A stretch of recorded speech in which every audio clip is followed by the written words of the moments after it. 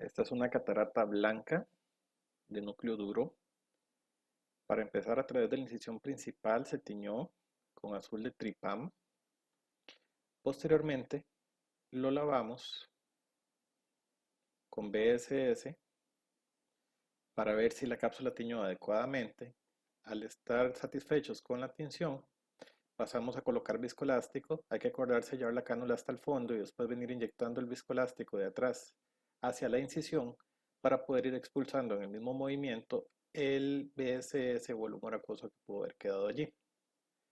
Usualmente inicio la capsulorhexis con un cistotomo. El centro de la capsulorhexis utilizamos el primer reflejo de Purkinje, pidiéndole al paciente que vuelva a ver hacia la luz. Se extiende aproximadamente lo mismo que mide la incisión de 2.2. Yo lo calculo de esa manera para poder tener una rexis de aproximadamente 5 milímetros de diámetro. Con movimientos controlados y despacio se va elaborando el desgarro.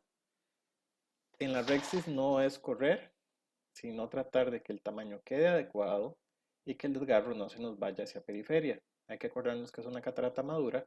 Afortunadamente no tenía hipertensión dentro del saco, por lo cual no tuvimos problemas de bandera argentina. Una vez que llevemos a cabo la rexis de forma exitosa, entonces ya podemos retirar nuestra pinza. En este caso, como ustedes vieron, es una pinza de Inamura, es una pinza cruzada. Se bascula sobre la incisión suavemente para no sacar viscoelástico.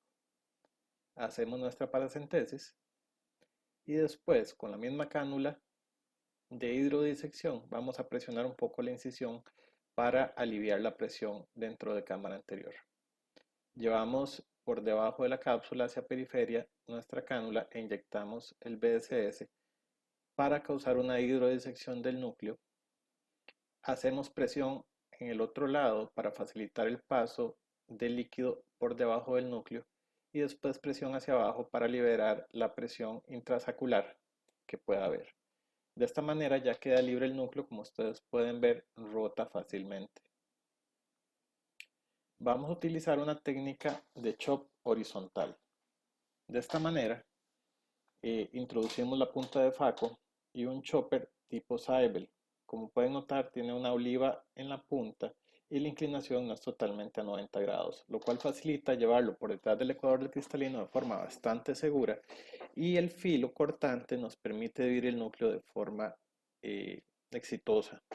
Como pueden ver, es una catarata un poco chiclosa, cuesta partir del centro. Entonces desplazamos siempre, mientras sostenemos el núcleo con la punta, desplazamos el segundo instrumento hacia el otro extremo y generamos un movimiento de separación hasta que esa parte posterior chiclosa se rompa por completo.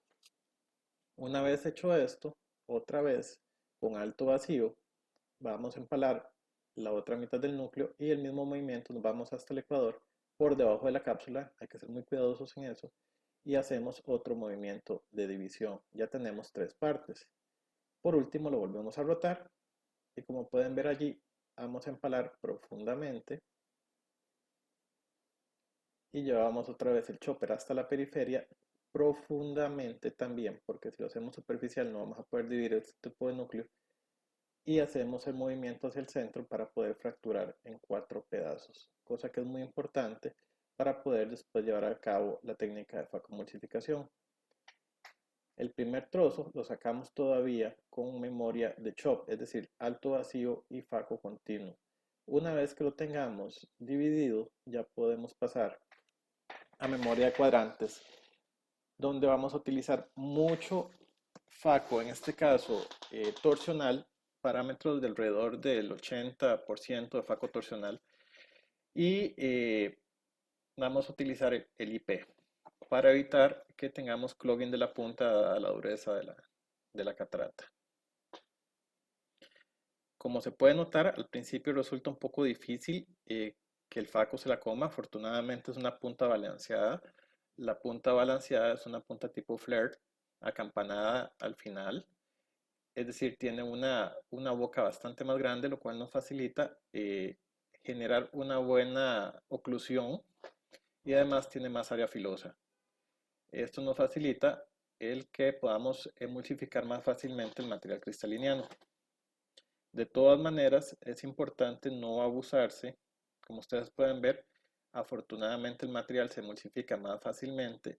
Créanme que esta catarata con otro equipo y otro tipo de punta hubiera sido mucho más difícil que se emulsifique. Traemos el otro cuadrante y tratamos de dividirlo en dos. Cada vez que dividimos un cuadrante de forma mecánica, nos ahorramos poder de Faco, es decir, vamos a tener un CD más bajo y menos trauma endotelial y menos trauma al iris y menos trauma e inflamación a nivel trabecular.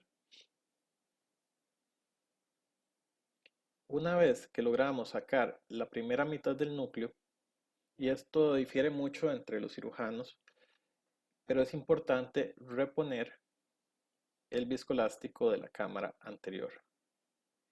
El endotelio hay que estarlo protegiendo, puesto que estamos utilizando altos niveles de vacío, altos niveles de irrigación, vamos a tener mucha turbulencia en cámara anterior y además de eso vamos a estar dispersando mucha energía ultrasónica. Entonces lo recomendable es cada 5 cada 10 de CDE estar reponiendo viscoelástico dispersivo para proteger el endotelio. Ya después, al final, cuando tengamos los últimos trozos, es importante proteger la cápsula de un posible surge. Hay que acordarnos que a pesar de que el equipo nos genera una estabilidad muy buena en cámara anterior, siempre cuando son cataratas tan densas, la punta se puede ocluir y cuando se rompe esa oclusión de manera violenta podemos tener un colapso que puede atraer la cápsula posterior hacia la punta del faco y eso generarnos una ruptura tardía de la cápsula posterior. Entonces, ya cuando estamos retirando esos últimos fragmentos, es importante, como ustedes van a ver, llevar el chopper hacia atrás de tal manera que la oliva esté cerca de la cápsula posterior. De esa manera, en caso de un surge, protegemos la cápsula que no vaya a entrar en contacto con la punta del faco. Eso es una corteza que está bastante densa, tan así que la punta se ocluye por momentos, por lo cual podemos ver que se pierde el seguimiento por algunos momentos. Hay que hacer otra vez faco para que pierda la oclusión y ya podemos comernos lo último que faltaba.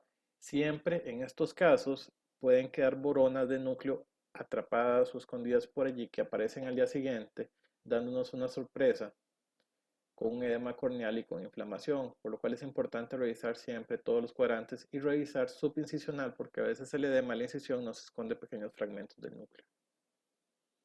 Este tipo de cataratas tienden a ser como un monobloque, por lo cual queda poca corteza realmente para aspirar.